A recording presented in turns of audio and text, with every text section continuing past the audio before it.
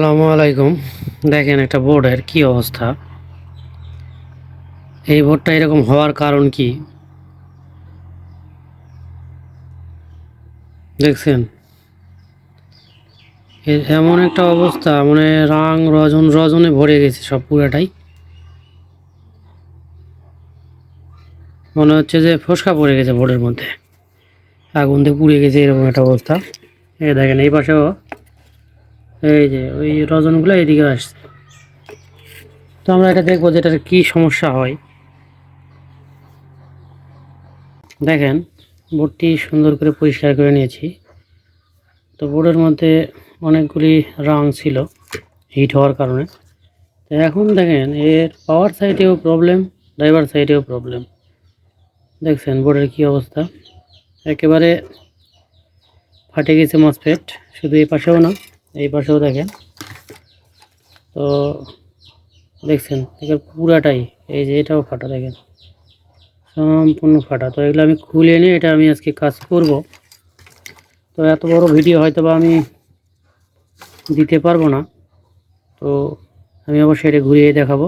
আমি এটা কাজ শেষ করে মোটর ঘুরাবো, তখন দেখাবো। সিন খোলার পরে সব দেখা যাচ্ছে পরিষ্কার।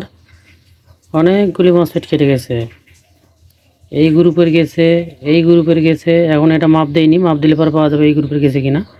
আবার এটা পজিটিভ সাইড গেছে গেছে, নেগেটিভ সাইডে গেছে।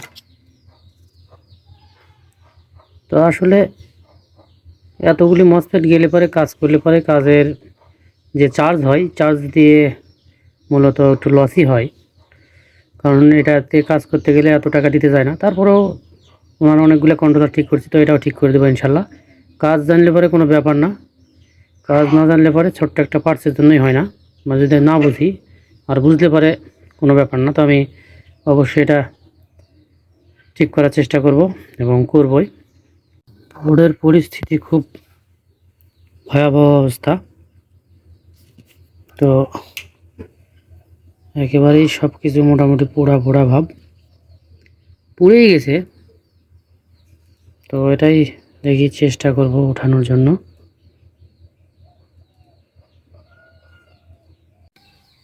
তো এই বোর্ডটি আমি আজকে কাজ করলাম। যে বোর্ডটিকে একটু আগে আমি ভিডিওর মধ্যে দেখাইছিলাম যে অনেক পার্টসগুলো কেটে গেছে বা নষ্ট হয়ে গেছে। তো এই বোর্ডটা আমি মোটামুটি এখানে এই পাশে একটা মসফেট, ওই পাশে একটা মসফেট লাগাইছি। তো আরও অনেকগুলো মসফেট বাকি আছে, এগুলো লাগাবো। জাস্ট এটা রানিং করার জন্য আমি ইয়ে করছি। তো আমি এখন এই দেখেন পিক আপটা ধরবো আর আমার মোটরটি ঘোরে কিনা সেটাই দেখবো।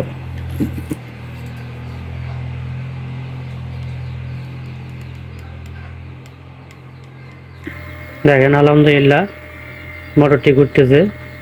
তো কাজ আসলে এরকমই, আমরা যদি কাজ বুঝি, মনোযোগ সহকারে কাজ করলে পরে করবে। হ্যাঁ, কাজ না বুঝে কাজ করলে পরে সমস্যা। যদি কাজ বুঝে কাজ করি কোনো ব্যাপার না, যেরকমই ভাবে বোর্ড আসুক। এখানে মেন একটা জিনিস পাওয়া যায় না, সেটা হলো এই মেন আইসিটা। এই আইসিটা পাওয়া যায়। এই আইসি যদি ভালো থাকে, এই যে আইসি যদি মিলানো যায়, সমস্ত বোর্ড, যে কোনো বোর্ড তোলা যাবে, যে কোনো বোর্ড আপনি উঠাইতে পারবেন যদি এই আইসিটা ভালো থাকে, যদি আপনি কাজ বোঝেন। আর যদি না বোঝেন তাহলে সমস্যা। শুধু না বুঝলে ওইটুকু না, একটা গুড়া পার্সের সমস্যা হলে পরেও আপনি কিছুই করতে পারবেন না, বোর্ড রানিংই করতে পারবেন না। তো বুঝে কাজ করা এক জিনিস, আর না বুঝে এক জিনিস। তো যারা এই বিষয়ে ভালো জানেন তো জানেনই, আর যারা জানেন না বা জানার ইচ্ছা আছে, যদি কারো এরকম ইচ্ছা থাকে যে আসে কাজ শিখবেন, শিখতে পারবেন।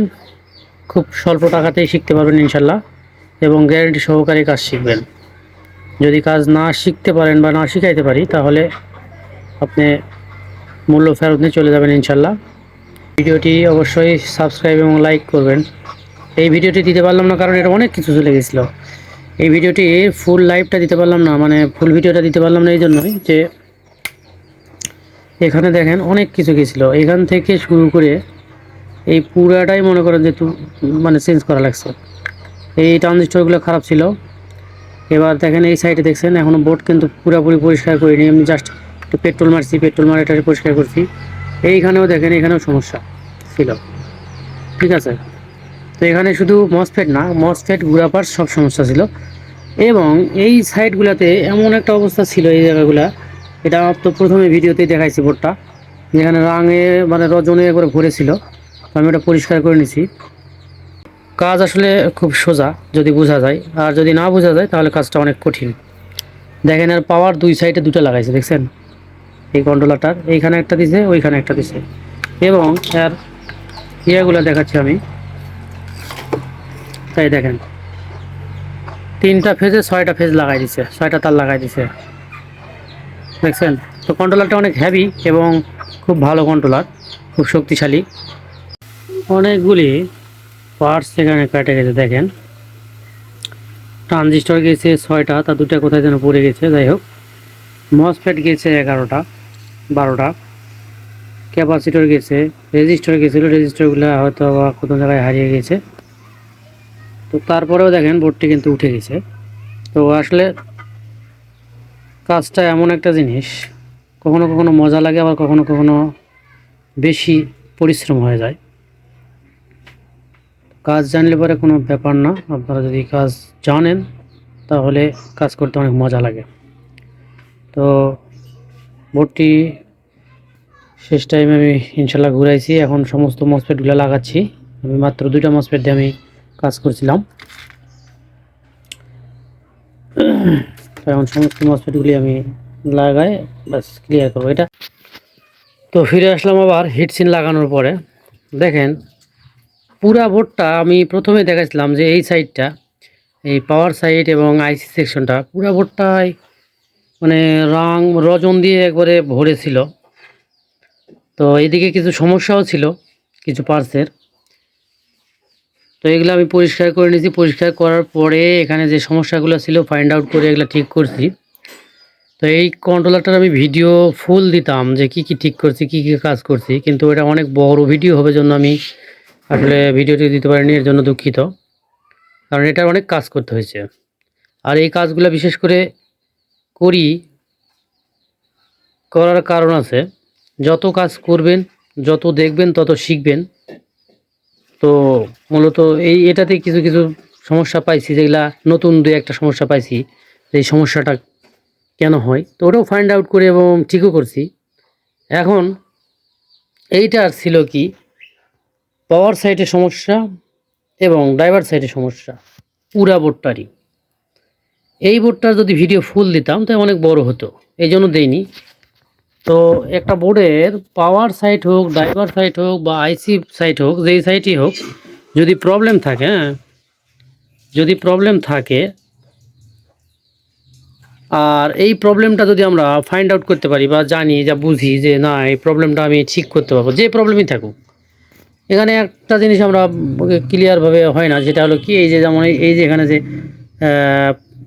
সিপিইউ আইসিটা আছে, সেন্ট্রাল প্রসেসিং বা কন্ট্রোল প্রসেসিং ইউনিট, এই আইসিটা যদি নষ্ট হয়ে যায়, এই আইসিটা আমরা পাই না ঠিক করা। কেন? সেম একটা আইসি ছাড়া হয় না। এখন একটা কোম্পানির মাল বিভিন্ন জায়গার থেকে বিভিন্ন জায়গায় গেছে আর কি, বিভিন্ন মানে এক জায়গার থেকে আসছে, এটা ধরেন চায়না থেকে বাংলাদেশে ঢুকছে, কিন্তু বিভিন্ন জায়গায় গেছে। আমার কাছে এই মালটা একটাই আছে।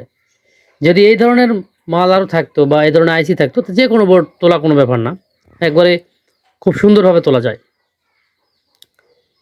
তো কাজ জানলে পরে কোনো বিষয় না, কাজ না জানলে পরে অনেক কিছু বিষয়। আর কাজ জানলে পরে এই কাজগুলো করতে অনেক মজা লাগে, খুব ভালো লাগে, অনেক সময় বিরক্তও লাগে অনেকক্ষণ বসে থাকার কারণে। তো এই বোর্ডটার যে কাজটা আমি করছি, মোটামুটি ধরেন ঘন্টা 1.5-2 মতো কাজ করছি আমি।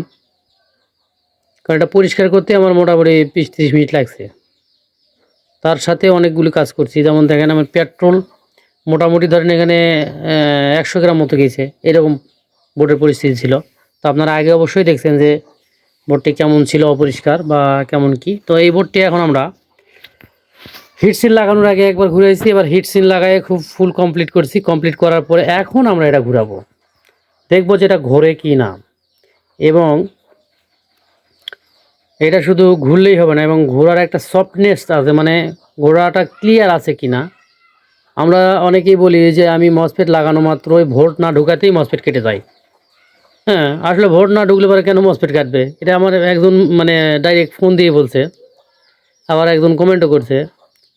আবার অনেকে বলে যে ভোল্ট ঢোকানো মাত্রই শর্ট দেখায়, আবার অনেকে বলতেছেন যে ভোল্ট ঢোকানো মাত্রই মসফেট কাটতেছে, আবার অনেকে বলতেছেন যে ভোল্ট ঢোকানো মাত্রই একটা ঝাঁকি দিয়েই মসফেট আবার কাটতেছে, নাহলে ঘ্যাট এরকম শব্দ করতেছে। আসলে আপনি যদি প্রপারলি কাজ করেন কিচ্ছু হবে না। দেখেন আমি এই কাজটা করছি কিন্তু, এবং আপনি যখন 100% ওকে হবেন যে আমার ড্রাইভার সাইড এবং পাওয়ার সাইড ওকে আছে, ড্রাইভার সাইড, পাওয়ার সাইড এবং আমার মসফেট সাইড বা আইসি সেকশন ওকে আছে, তাহলে আপনার কাছে কিছু মনে হবে না। যদি আপনি কনফিউজ থাকেন যে না এটা হবে কি না, করতে পারবো কি না, এটা ঠিক হলো কি না, মোটরে একটু লাগাই দেখি, এই মোটরে লাগাইতে যায় দেখবেন যে মসফেট কাটবে, মোটরে লাগাইতে যায় দেখবেন মসফেট কাটবে। আসলে মসফেট কাটার মূল জিনিসটা হলো গেটের মান নিয়ে আসতে হবে। আপনি যদি কন্ট্রোলারের গেটের মান ঠিক মতো নিয়ে আসতে পারেন, এখানে গুঁড়া পার্টস থাক বা যে কোনো পার্টস নষ্ট থাক, কোনো সমস্যা নাই। আপনি ওইখানে দেখলেই বুঝতে পারবেন যে কোনো জায়গায় একটা সমস্যা আছে, এবং কোন সেকশনে কী সমস্যা আছে এটাও বোঝা যায়। এগুলো মান যদি মুখস্থ করতে পারেন, আমি কাজ করতে করতে মোটামুটি মুখস্থ হয়ে গেছে। এগুলো আমার দেখলেই বুঝতে পারি যে কোথায় সমস্যা হয়, কানেকশন আউট নাকি আমার রেজিস্টার আউট নাকি আমার ট্রানজিস্টর আউট নাকি আমার কোনো ক্যাপাসিটরের সমস্যা, এগুলো বোঝা যায়। তো আমি এটা এখন ঘুরাবো প্রপারভাবে, যে আসলে ঘোরে কিনা আমি দেখি। আমি লাইনটা দিয়ে নিয়েছি, দেখেন আপনারা আমার মোটরটা সুন্দরভাবে ইনশাল্লাহ ঘুরবে। এই দেখেন ঘুরতেছে। এটা কিন্তু কালার আমি মানে চেঞ্জ করে মানে কালারটা মিলাইছি। দেখেন একবারে আমি কিন্তু ধীরে দিছি, একবার পিক আপ দেখেন, দেখছেন খুব ধীরে ঘুরতেছে কিন্তু। তা আমি এখন যদি একটু জোরে দেই, দেখেন